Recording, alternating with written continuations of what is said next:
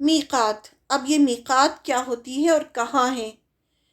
وہ جگہ جہاں سے حج یا عمرے کا احرام باندھا جاتا ہے، یعنی جہاں پہنچ کر ہم حج یا عمرہ سٹارٹ کرتے ہیں اور جہاں سے ہم نیت کرتے ہیں، اس جگہ کو میقات کہتے ہیں۔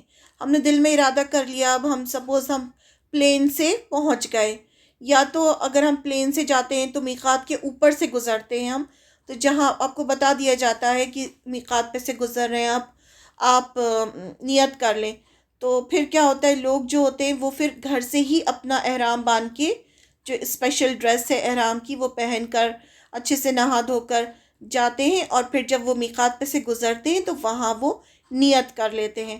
اب جو لوگ بائی روڈ جاتے ہیں وہ میقات پر پہنچ کر اچھے سے نہاتے دھوتے سب کر کے پھر وہ ڈریس پہنتے ہیں جو اسپیشل ڈریس ہے، اور پھر نیت کرتے ہیں۔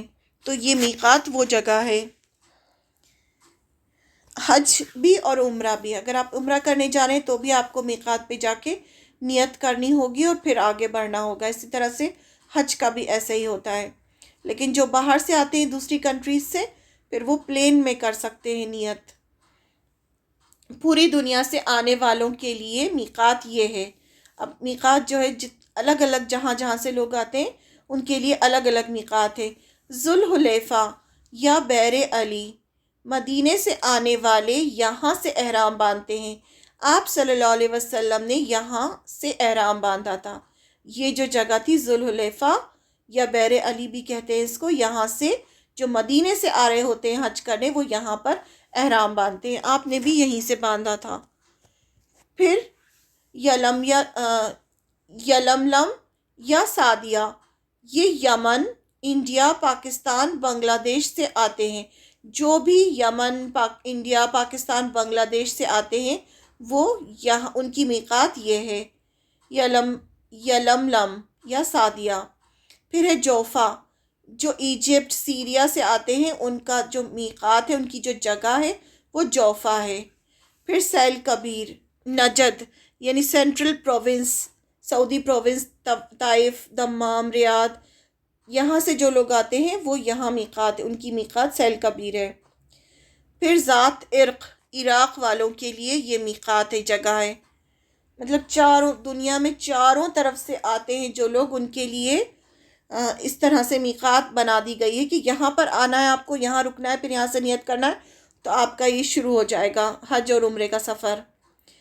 پھر اہل ہل، جو حدود حرم سے باہر لیکن میقات کے اندر رہتے ہیں، وہ حج اور عمرے دونوں کے لیے اپنے گھر سے احرام باندھیں گے، یعنی جو مکہ میں ہی ہیں، اور جو حدود حرم ہوتا ہے، جو حرم ہے، کعبہ ہے، اس کی جو پوری مسجد ہے اس کی پوری ایک باؤنڈری ہے، جو شہر میں ہے باؤنڈری، اسے حدود حرم کہا جاتا ہے، یعنی ورچوئل باؤنڈری ہے پوری، کہ یہاں سے جب آپ مکہ جائیں گے تو وہاں لکھا ہوگا حرم سٹارٹس فرام ہیئر، تو ایسے کر کے وہاں اگر وہ اس سے باہر رہتے ہیں اور میقات کے اندر ہیں، کیونکہ میقات جو ہے وہ مکہ سے باہر ہے، تو یہ حدود حرم اور مکہ کے بیچ میں ہے، تو پھر کیا کریں گے، وہ اپنے گھر سے ہی احرام باندھیں گے۔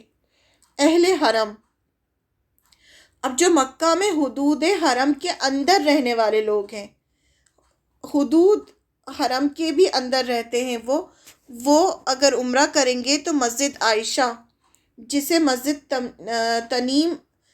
تنیم بھی کہا جاتا ہے، وہاں سے احرام باندھیں گے، لیکن حج کے لیے اپنے گھر سے احرام باندھیں گے۔ جو کچھ وقت کے لیے مکہ جاتے ہیں ان کو عمرہ کرنے کے لیے مسجد تنیم جا کر احرام باندھنا ہوتا ہے، یہ مسجد عائشہ بھی کہلاتی ہے۔ پلین میں اناؤنسمنٹ ہوتا ہے کہ ہم میقات سے گزر رہے ہیں، نیت کر لیں۔ یہ سارے میقات اور مناسک حج آپ صلی اللہ علیہ وسلم نے بتائے ہیں، ہم اسی طریقے پر حج یا عمرہ کرتے ہیں۔ اگر کوئی میقات پر احرام نہ باندھ سکے، نہ نیت کر سکے اور میقات نکل جائے، جیسے پلین میں سو گئے اور اب دوبارہ میقات جا بھی نہیں سکتے، تو ایک جانور ذبح کر کے احرام باندھ سکتے ہیں اور نیت کر سکتے ہیں۔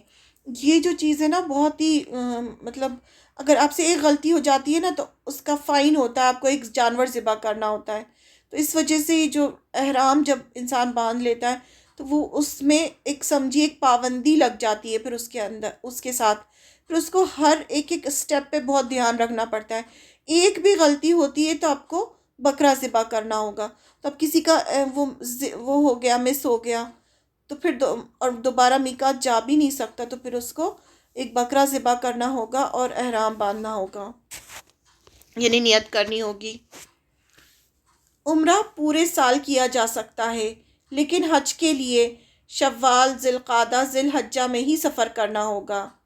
یہ حج کے مہینے ہیں، یعنی آپ شوال، ذی القعدہ یا ذی الحجہ میں آپ پہنچ سکتے ہیں مکہ۔